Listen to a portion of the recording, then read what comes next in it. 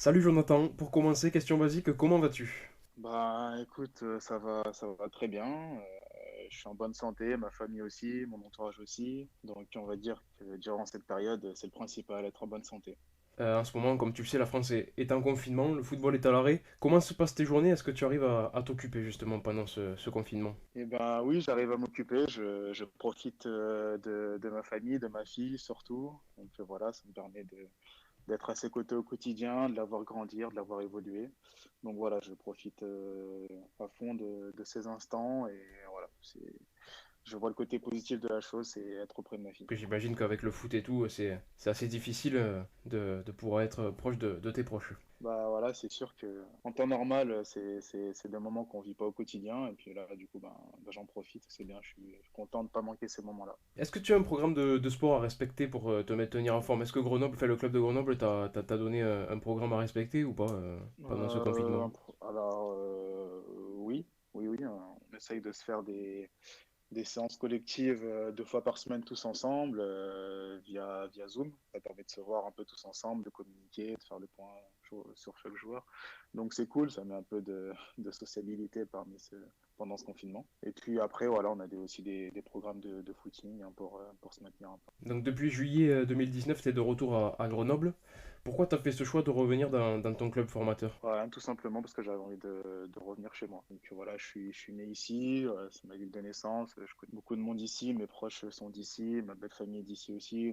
Donc voilà, je voulais terminer ma carrière à Grenoble. D'ailleurs, ton profil d'étonne dans le monde du football.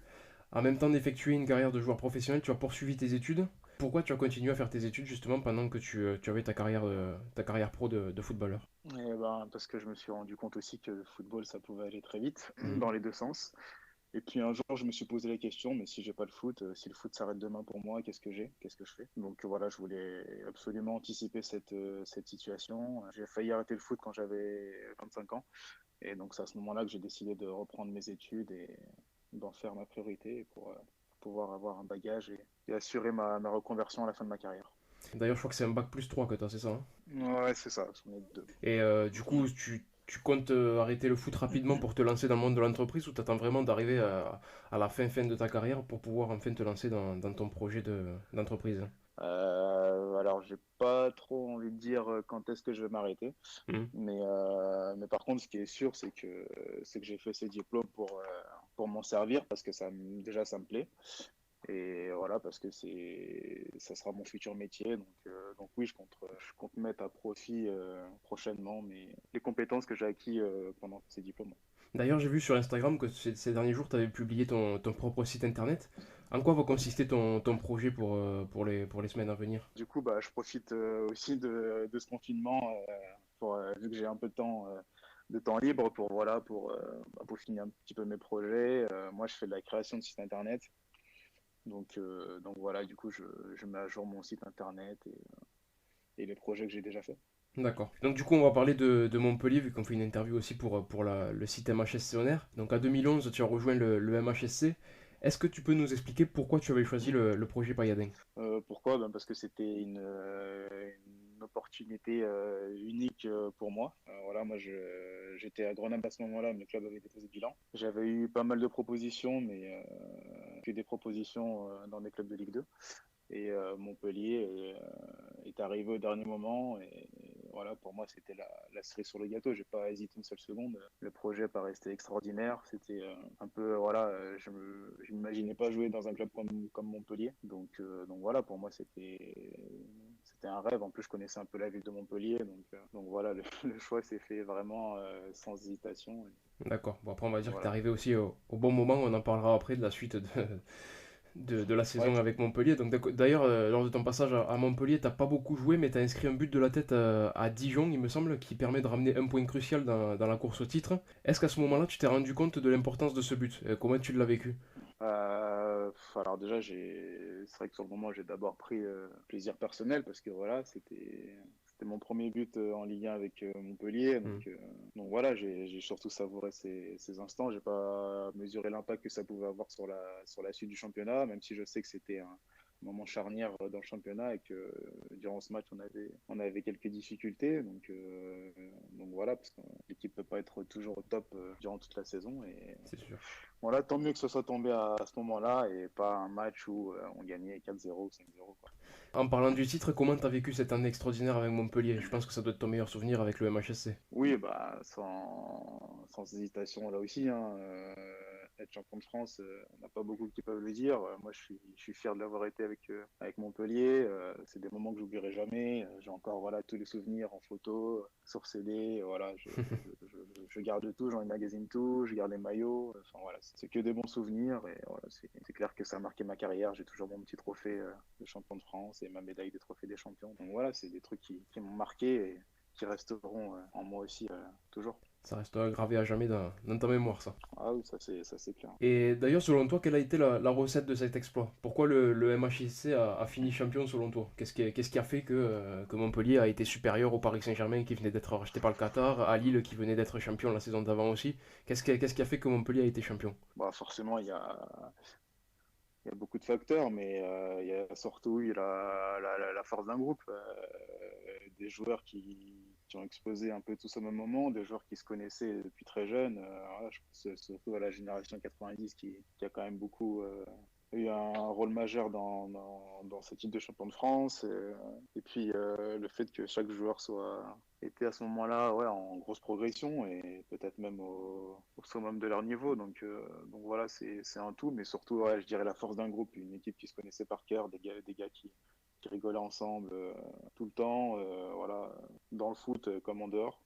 Et puis aussi, je dirais un groupe concerné, c'est que voilà, tout le monde a été concerné du début à la fin. Donc voilà, c'était une vraie force collective avec les qualités individuelles de chacun. Donc voilà, c'est vrai qu'il y a beaucoup de joueurs qui ont fait une saison extraordinaire cette année-là. Donc voilà, quand je repense à Belanda, Giroud, ils ont fait des saisons extraordinaires. Et puis des joueurs qui à chaque fois ont répondu présent quand ils devaient jouer.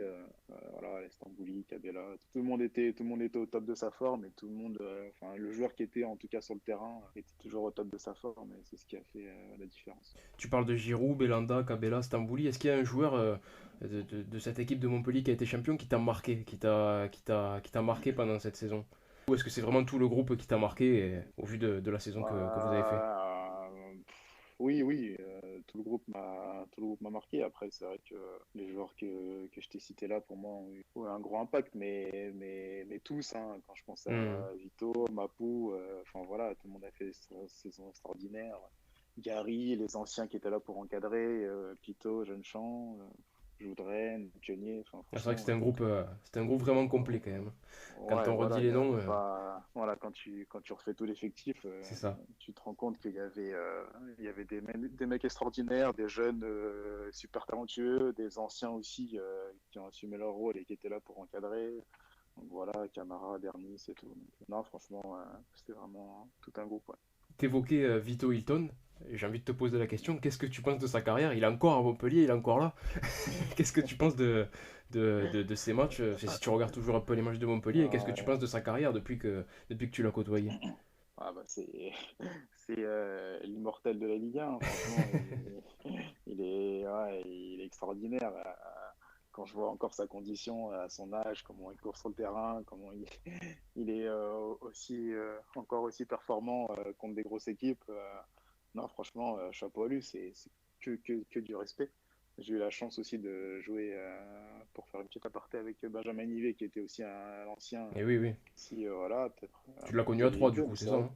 Voilà, Hmm. exactement. Donc, mais c'est vrai que ces joueurs-là, c'est des exemples. Franchement, moi je les respecte hein, parce que pour arriver à maintenir un tel niveau autant d'années, franchement, voilà, il n'y a pas photo. Et aujourd'hui, quand on voit Vito Hilton, le terrain, il fait partie encore des meilleurs défenseurs de la Ligue 1. Voilà, donc à son âge, voilà, franchement, C'est ça. il y a pas à dire. Je pense qu'il a montré que l'âge n'était pas une excuse pour ne plus être performant, quoi. Après, il y a l'hygiène de vie aussi qui doit beaucoup y faire. Non, mais forcément, on sait qu'il fait attention à lui, voilà, ça se voit, il est même très rarement blessé hein, aussi, donc Ouais, c'est il ça, ouais. enchaîne les Hmm. matchs, donc non, non, c'est sûr qu'il doit avoir une hygiène de vie impeccable. T'es toujours en contact avec des dirigeants ou des joueurs de Montpellier?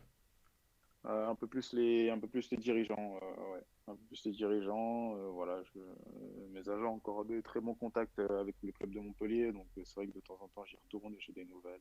D'accord. Donc, ouais. Pour toi, comment se sont passées tes 3 années au sein de Montpellier? Bon, écoutez, de toute Enfin, comment façon elles se sont déjà je passées, regarde que, ou sinon qu'est-ce que tu retiens de oh, ces non 3 années à mais Montpellier en fait? je regarde que déjà que des bons souvenirs parce que entre le titre de champion de France et la Ligue des Champions, voilà, c'est pas des choses que j'aurais imaginé vivre dans ma carrière. Et je suis conscient de la chance que j'ai, donc voilà, et ça c'est grâce à Montpellier au club de Montpellier que je l'ai vécu. Après, voilà, sportivement, ça m'a apporté quand même voilà, des expériences aussi que je regretterai jamais, hein. Jouer la Ligue des Champions, c'est quand même un souvenir extraordinaire et je pense que c'est ce que tout footballeur veut atteindre dans sa carrière. C'est ça. Donc voilà, après, c'est sûr que j'ai pas beaucoup joué, mais je regrette pas du tout ce choix. Franchement, je pense qu'aujourd'hui, si on demande à des joueurs de faire le choix que j'ai fait, je pense que 95% font le même choix que moi. Donc non, non, voilà, c'est sans regret, que des bons souvenirs. Voilà, même si on veut toujours jouer plus, mais voilà, vu la concurrence qu'il y avait, voilà, j'ai aucun regret. J'ai beaucoup appris là-bas et ça m'a fait énormément progresser quand même. T'as connu Louis Nicolin lors de ton passage à Montpellier. Quel lien tu avais, pardon, avec le président de Montpellier? Ah, c'était notre papa, hein. C'était notre second papa. Franchement, voilà, on était ses enfants, il prenait soin de nous, il prenait soin de notre entourage, de notre famille. On savait que si on avait quoi que ce soit à lui demander, il était là pour nous. Donc voilà, c'est vraiment une perte regrettable. C'était un grand homme, un grand président, sans aucun doute le plus grand président que j'ai eu. Non, non, respect à Loulou Nicolas. Même un des plus grands présidents du championnat de France. Ouais, bien sûr, hein, il a marqué le championnat de France, hein. Mm. Président très charismatique, et voilà. Non, non, c'est clair qu'il a laissé son empreinte, et même vis-à-vis aussi du football féminin. Donc, non, franchement, bravo. Bravo pour ce qu'il a fait. Bon, Jonathan, pour terminer, est-ce que tu as un petit mot pour les supporters de Montpellier? Et bah, un petit mot, déjà rester chez vous, à ce moment, c'est le principal. Voilà, après, non, non, bah, que je les oublie pas, que voilà, de toute façon, je vois qu'ils se régalent toujours autant sur le terrain parce qu'ils ont une équipe encore très performante sur ces dernières années. Je continue de suivre le club de Montpellier, donc voilà, j'espère revenir un peu voir des matchs prochainement. Bon, ben Jonathan, merci pour cette interview. Bah, pas de souci, avec plaisir. Et puis, du coup, ben, je te souhaite bon courage pour la suite. Bonne reprise avec Grenoble quand ça reprendra, si ça reprend. Ouais, si ça reprend. Voilà. Et puis, bon courage aussi et bonne chance pour tes futurs projets. Ouais, c'est gentil, je te remercie, je te remercie. Et Bah merci écoute, à hein, toi pour toi cette aussi, bon interview. courage à toi, avec plaisir, Et pas de puis, souci. à bientôt alors. Allez, à bientôt. Allez, Pas ciao, de ciao. souci. Ciao.